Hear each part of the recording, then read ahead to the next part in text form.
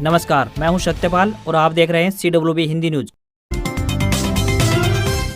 शक संवत 1946 विक्रम संवत 2081 आज पौष मास के शुक्ल पक्ष की चतुर्थी तिथि और दिन शुक्रवार है। तदनुसार अंग्रेजी तारीख 3 जनवरी सन 2025। इसके अलावा आज वैनायकी श्री गणेश चतुर्थी का व्रत किया जाएगा। सबसे पहले आज की सुर्खियां। हरियाणा सरकार ने बजट के लिए आमजन से मांगे सुझाव, बुढ़ापा पेंशन में बढ़ोतरी सहित गाँव के विकास पर रहेगा जोर। हरियाणा में लावारिस पशुओं की समस्या अब होगी हल, जानिए पशुपालन मंत्री राणा का ताजा बयान। सरकारी नौकरी अपडेट, सीबीएसई ने 212 पदों पर निकाली भर्ती, शुरू हुए आवेदन, 12वीं पास से लेकर ग्रेजुएट्स कर सकते हैं अप्लाई। हाईकोर्ट का बड़ा फैसला, भागकर शादी करने वाले प्रेमी जोड़ों के लिए नया आदेश हुआ जारी, सुरक्षा लेने के लिए करना होगा अब ये काम। हरियाणा में ग्राम पंचायत को बड़ा झटका, अब सरकार से नहीं मिलेगा जोहड़ सुंदरीकरण के लिए अलग से बजट। नए साल के मौके पर हरियाणा सीईटी पॉलिसी की संशोधित अधिसूचना हुई जारी, इस प्रकार रहेगा सिलेबस और इतनी देनी होगी फीस। सरकारी नौकरी अपडेट, DSSB ने पीजीटी के 432 पदों पर निकाली भर्ती, सैलरी 1.5 लाख से ज्यादा, फीस 100 रुपए।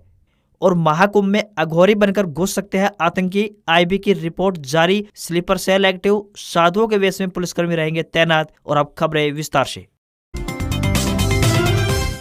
नया साल शुरू हो चुका है और पहले ही दिन की शुरुआत जबरदस्त ठंड के साथ हुई है। लोग भले ही नया साल मनाने के लिए पहाड़ी इलाकों में गए हों, लेकिन शिमला और मनाली जैसी ठंड हरियाणा में ही महसूस की जा रही है। शिमला और मनाली में जहां 16 डिग्री सेल्सियस के आसपास तापमान बना हुआ है, तो वहीं हरियाणा के सभी शहरों का तापमान 14 डिग्री सेल्सियस से नीचे दर्ज किया गया। इसी बीच मौसम विभाग आने वाले दिनों में फिर से बरसात होने की संभावना व्यक्त की है। विभाग द्वारा दी गई जानकारी के अनुसार बता दें कि एक दिन बाद प्रदेश में फिर से बरसात के आसार है। 4 और 5 जनवरी से एक नया पश्चिमी विक्षोभ सक्रिय होने जा रहा है। प्रदेश में सुबह घना कोहरा छाया रहा। हिसार, झज्जर, रेवाड़ी, पंचकुला, महेंद्रगढ़ और भिवानी सहित कई इलाकों में विजिबिलिटी 10 से 20 मीटर तक सिमटी रही। लोग अपने घरों में ही कैद नजर आ रहे हैं। पाकिस्तान और अफगानिस्तान से आने वाले हवाओं के कारण हरियाणा में भी बरसात के आसार बनेंगे। इसके बाद 10 जनवरी को एक बार फिर से एक नया पश्चिमी विक्षोभ सक्रिय होने जा रहा है। विभाग का मानना है कि अभी 3 दिन तक सुबह और शाम को घना कोहरा छाया रहेगा। इसी प्रकार इस महीने 2 से 3 पश्चिमी विक्षोभ सक्रिय होंगे। ऐसे मौसम में गेहूं की अच्छी ग्रोथ होने का अनुमान है। मौसम अनुकूल रहने से उत्पादन में बेहतर होगा। अनुमान है कि अगले सप्ताह तक पाला नहीं जमेगा। नौकरी का सपना रखने वाले युवाओं के लिए एक खुशखबरी है। आपको बता दें कि आर्यभट्ट कॉलेज की तरफ से विभिन्न पदों पर भर्ती के लिए आवेदन आमंत्रित किए गए हैं। जो भी उम्मीदवार इन पदों के लिए इच्छुक हैं, वे ऑनलाइन माध्यम से अपने आवेदन भेज सकते हैं। अर्ध व्यावसायिक सहायक, जूनियर असिस्टेंट, लाइब्रेरी अटेंडेंट के पदों पर ये भर्ती होने जा रही है। जूनियर असिस्टेंट के लिए 12वीं पास प्लस टाइपिंग स्पीड 35 शब्द प्रति मिनट अंग्रेजी या फिर 30 शब्द प्रति मिनट हिंदी में होनी चाहिए। वहीं लाइब्रेरी अटेंडेंट के लिए 10वीं पास होनी चाहिए। साथ ही लाइब्रेरी साइंस या फिर लाइब्रेरी एवं सूचना विज्ञान में सर्टिफिकेट कोर्स होना चाहिए। वुमेन कैंडिडेट्स के लिए कोई फीस नहीं लगेगी। न्यूनतम आयु 27 वर्ष और अधिकतम आयु 32 वर्ष तय की गई है। इन पदों के लिए उम्मीदवारों को ऑनलाइन आवेदन करने होंगे।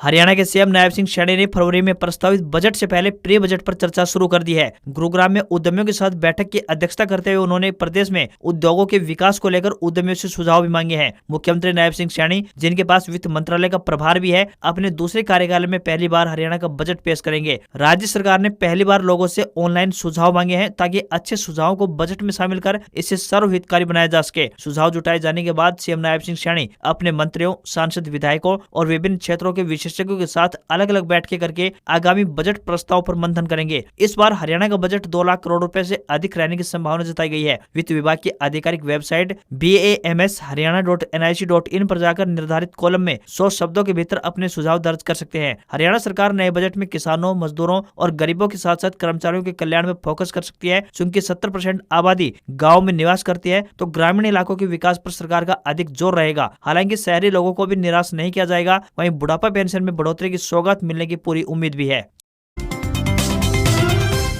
हरियाणा में अब पशुपालकों के हित में व्यापक तैयारी करने पर जोर दिया जा रहा है। इसी क्रम में प्रदेश के पशुपालन एवं डेयरी मंत्री श्याम सिंह राणा ने बुधवार को विभाग के अधिकारियों के साथ बजट पूर्व चर्चा की और अधिकारियों को इस बारे में ठोस कार्य योजना बनाने के निर्देश जारी किए। उन्होंने लावारिस पशुओं की समस्या को जड़ से खत्म करने के अधिकारियों को निर्देश देते हुए कहा कि लावारिस मवेशियों को तुरंत गौशाला में भेजा जाए। उन्होंने पशुओं के पुनर्वास और समस्या के समाधान के लिए जियो टैगिंग का इस्तेमाल करने के निर्देश भी दिए हैं। इसके अलावा ज्यादा गौशालाओं के निर्माण की प्रक्रिया को तेज करने को कहा गया है। उन्होंने पशुधन नस्ल सुधार और प्रदेश की स्थानीय नस्लों, खासतौर पर हरियाणा गाय और मुर्रा भैंस की नस्लों को बढ़ावा देने पर जोर दिया। उन्होंने अधिकारियों को निर्देश दिया कि विशेष मवेशी प्रजनन केंद्र, उन्नत पशु चिकित्सा क्लिनिक और मेगा गौशालाओं की स्थापना की एक विशेष योजना तैयार की जाए। उन्होंने जानकारी दी कि राज्य सरकार द्वारा अनुसूचित जाति के परिवारों द्वारा पाले जाने वाले मवेशियों का बिना किसी लागत के बीमा कराने की योजना पर काम किया जा रहा है। इसके अलावा जल्दी ही राज्य भर में मोबाइल पशु चिकित्सा क्लिनिक की शुरुआत भी की जाएगी।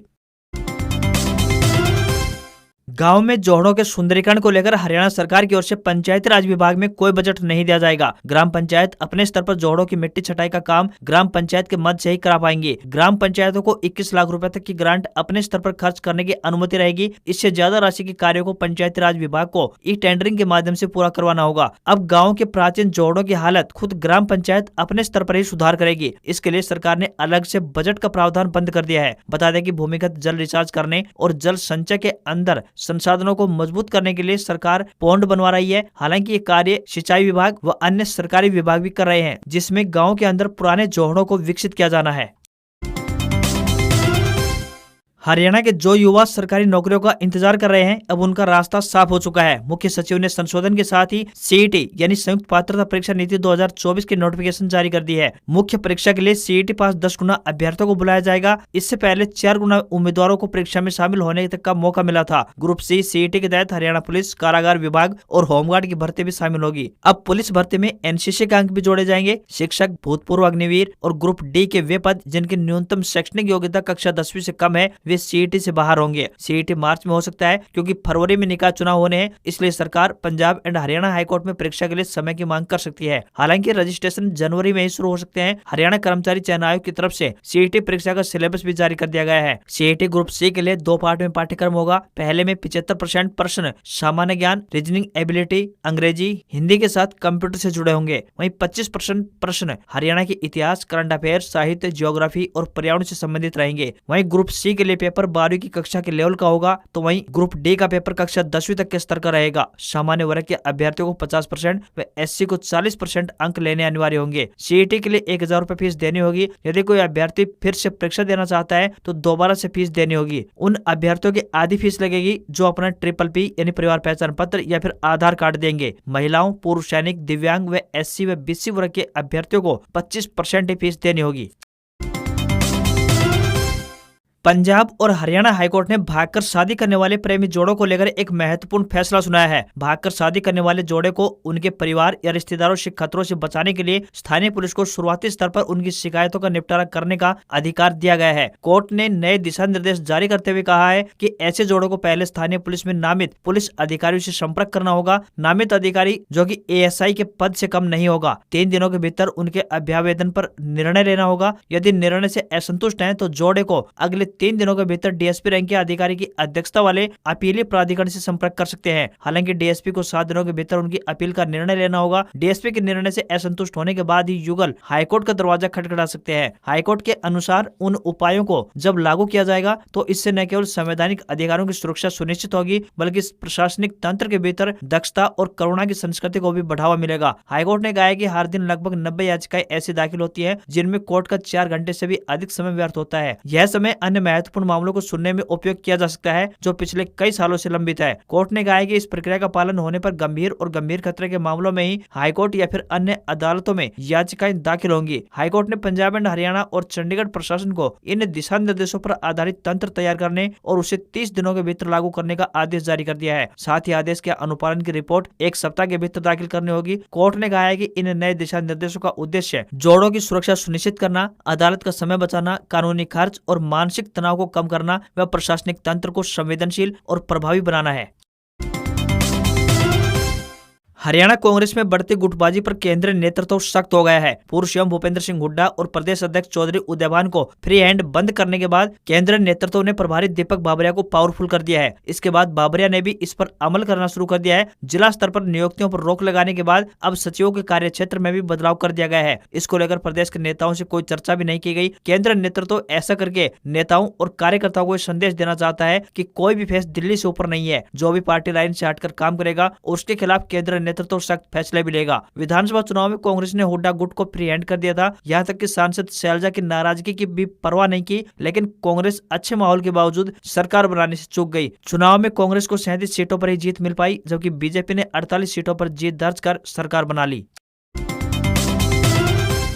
हरियाणा पंजाब के खनौरी बॉर्डर पर 38 दिन से आमरण अनशन पर बैठे किसान नेता जगजीत डल्लेवाल को लेकर सुप्रीम कोर्ट में सुनवाई हुई। इसमें कोर्ट ने फिर से पंजाब सरकार पर सख्त रुख दिखाया। कोर्ट ने कहा कि जानबूझकर हालात बिगाड़ने की कोशिश हो रही है, हमने कभी भी अनशन तोड़ने को नहीं कहा। कोर्ट ने पंजाब सरकार को फटकार लगाते हुए कहा कि आपका रवैया ही सुलह करवाने का नहीं लगता, कुछ तथाकथित किसान गैर जिम्मेदाराना बयानबाजी कर रहे हैं। कोर्ट ने यह भी कहा कि हमें डल्लेवाल को अस्पताल में भर्ती कराने के आदेश की कंप्लायंस रिपोर्ट चाहिए। सुनवाई के दौरान पंजाब के डीजीपी और चीफ सेक्रेटरी भी वीडियो कॉन्फ्रेंसिंग के जरिए मौजूद रहे। अब 6 जनवरी यानी सोमवार को डल्लेवाल मामले और हरियाणा सरकार की शंभू बॉर्डर खोलने के खिलाफ दायर पिटीशन पर भी सुनवाई होगी।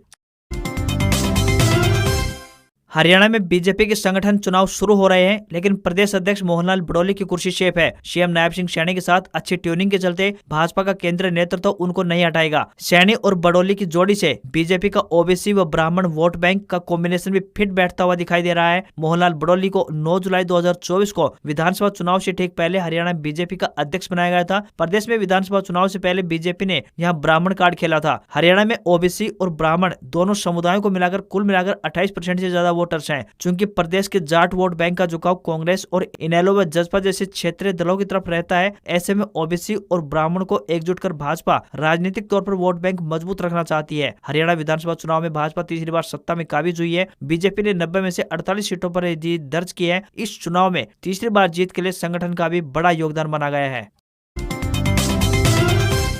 दिल्ली अधीनस्थ सेवा चयन बोर्ड यानी DSSB की ओर से पोस्ट ग्रेजुएट टीचर यानी PGT पदों पर भर्ती निकली है। इस भर्ती के लिए आवेदन प्रक्रिया 16 जनवरी 2025 से प्रारंभ होने जा रही है। उम्मीदवार ऑफिशियल वेबसाइट DSSBonline.gov.in पर जाकर आवेदन कर सकते हैं। एजुकेशनल क्वालिफिकेशन की बात करें तो संबंधित विषयों में post graduation degree, B.Ed, BA B.Ed या BSc B.Ed या 3 वर्षीय इंटीग्रेटेड B.Ed या M.Ed होना चाहिए। एज लिमिट की बात करें तो अधिकतम आयु 30 साल निर्धारित की गई है। ऊपरी उम्र में आरक्षित श्रेणी के उम्मीदवारों को नियमानुसार छूट दी जाएगी। फीस की बात करें तो जनरल OBC के लिए 100 रुपए फीस रहेगी, वहीं SC ST व सभी वर्ग की महिलाओं के लिए निःशुल्क रहेगी। सैलरी 47,600 से लेकर 1,51,100 रुपए प्रति माह मिलेगी।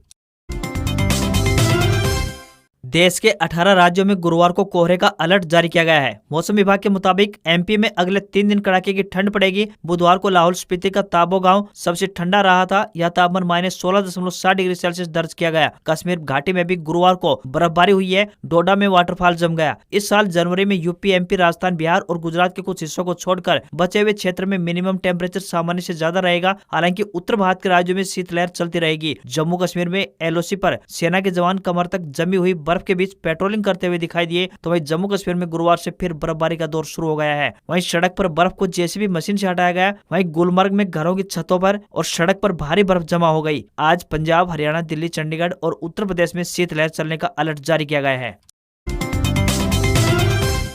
केंद्रीय माध्यमिक शिक्षा बोर्ड यानी CBSE में सुपरिटेंडेंट और जूनियर असिस्टेंट के पदों पर भर्ती निकली है। उम्मीदवार ऑफिशियल वेबसाइट www.cbse.gov.in पर जाकर आवेदन कर सकते हैं। वैकेंसी डिटेल्स की बात करें तो सुपरिटेंडेंट के 142 पद, जूनियर असिस्टेंट के 17 पदों पर भर्ती की जाएगी। कुल मिलाकर 212 पदों पर भर्ती होने वाली है। एजुकेशनल क्वालिफिकेशन की बात करें तो सुपरिटेंडेंट के लिए ग्रेजुएशन की डिग्री होनी चाहिए, कंप्यूटर नॉलेज व अंग्रेजी में 35 शब्द प्रति मिनट या फिर हिंदी में 30 शब्द प्रति मिनट की टाइपिंग स्पीड होनी चाहिए। वहीं जूनियर असिस्टेंट के लिए किसी भी मान्यता प्राप्त बोर्ड या विश्वविद्यालय से 12वीं कक्षा पास होनी चाहिए। कंप्यूटर पर अंग्रेजी में टाइपिंग स्पीड 35 शब्द प्रति मिनट और हिंदी में 30 शब्द प्रति मिनट होनी चाहिए। फीस की बात करें तो अनारक्षित या OBC या EWS के लिए 800 रुपए फीस निर्धारित की गई है। वहीं SC ST व PWD भूतपूर्व सैनिक महिलाओं के लिए निःशुल्क फॉर्म रहेगा। एज लिमिट 18 से 30 साल के बीच निर्धारित की गई है। कुछ आतंकी संगठनों ने प्रयागराज महाकुंभ 2025 को टारगेट करने की साजिश बनाई है। इंटेलिजेंस ब्यूरो यानी IB और लोकल इंटेलिजेंस यूनिट यानी LIU ने यूपी के होम डिपार्टमेंट को एक गोपनीय रिपोर्ट भेजी है। पिछले हफ्ते भेजी इस रिपोर्ट में दावा किया गया है कि खालिस्तानी और पाकिस्तानी आतंकी प्रॉक्सी नाम से महाकुंभ को टारगेट कर सकते हैं। उन्होंने अपने स्लीपर सेल को एक्टिव करने का काम भी शुरू कर दिया है। लोकल इंटेलिजेंस यूनिट की रिपोर्ट में दावा किया गया है कि आतंकी साधु, पुजारी, अघोरी और गेरुआ वस्त्र धारण कर मेले में प्रवेश कर सकते हैं। ऐसे ही कुछ इनपुट पीआईबी की रिपोर्ट में भी दिए गए हैं। यही वजह है कि महाकुंभ में सीक्रेट पुलिसकर्मियों को साधुओं के वेश में तैनात किया जा रहा है ताकि वे मेला क्षेत्र में हर गतिविधियों पर नजर रख सके। ये कुंभ मेले में भीड़भाड़ वाले स्थानों पर, अखाड़ा के पंडालों में और संगम तट पर तैनात रहेंगे। इस अलर्ट के बाद मेला क्षेत्र में प्रवेश करने वाले लोगों की जांच शुरू हो गई है। हर एंट्री पॉइंट पर रजिस्टर लेकर पुलिसकर्मी खड़े हैं। गाड़ी से मेले में आने वालों के नाम, पता व मोबाइल नंबर दर्ज किया जा रहे हैं। आधार कार्ड से उनका मिलान करवाया जा रहा है। इसके अलावा एआई आधारित सीसीटीवी कैमरों, ड्रोन और एंटी ड्रोन सिस्टम से मेले की सुरक्षा को पुख्ता किया गया है। भारतीय शेयर बाजार में बढ़त देखने को मिली है। सेंसेक्स 1436 अंक चढ़कर 79,943 के स्तर पर बंद हुआ। वहीं निफ्टी में भी 445 अंक की तेजी दिखाई दी और ये 24,188 के स्तर पर बंद हुआ। सेंसेक्स के 30 शेयरों में से 29 में तेजी देखने को मिली है। ऑटो और आईटी शेयर्स में ज्यादा बढ़त रही। वहीं आइसर मोटर्स के शेयर में 8.55% और मारुति सुजुकी के शेयर में 5.61% की तेजी देखने को मिली है। वहीं 10 ग्राम 24 कैरेट गोल्ड का भाव 496 रुपए से बढ़कर 77,079 रुपए पर पहुंच गया है। इससे पहले सोने की कीमत 76,583 रुपए प्रति 10 ग्राम थी। वहीं चांदी का भाव 1,112 रुपए बढ़कर 87,167 रुपए पहुंच गया है। दिल्ली में 10 ग्राम 22 कैरेट सोने की कीमत 71,950 रुपए और 10 ग्राम के 24 कैरेट सोने की कीमत 78,480 रुपए पहुंच गई है। आज खबरों में बस इतना ही। देखते रहिए आपका अपना हरियाणा का सबसे बेहतरीन news channel CWB Hindi news. नमस्कार। इसी आशा के साथ आपका दिन शुभ रहे।